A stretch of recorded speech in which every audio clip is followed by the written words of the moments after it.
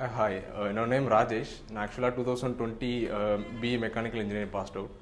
So around 6 months கிட்ட நான் ஐடியில் ஒர்க் பண்ணியிருந்தேன். ஸோ என்னோடய ஃப்ரெண்ட் வந்து கிரெட் அகாடமி வந்து ரெஃபர் பண்ணியிருந்தார். ஸோ ஐடிக்குள்ளே ஸ்விட்ச் ஆகிறதுக்காக நாங்கள் வந்து ஒரு 4 months front and developer course பண்ணியிருந்தேன்.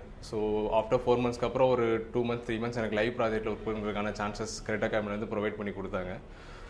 ஸோ அந்த லைவ் ப்ராஜெக்டில் உள்ள நாலேஜ் எல்லாமே கெயின் பண்ணிவிட்டு நான் எம்என்சியில் ஒரு ப்ளேஸ் ஆகிட்டேன் ஒரு நல்ல பேக்கேஜில். ஸோ என்னோடய கரண்ட் பேக்கேஜ் வந்து பார்த்திங்கன்னா அரௌண்டு 10 LPA கிட்ட வருது.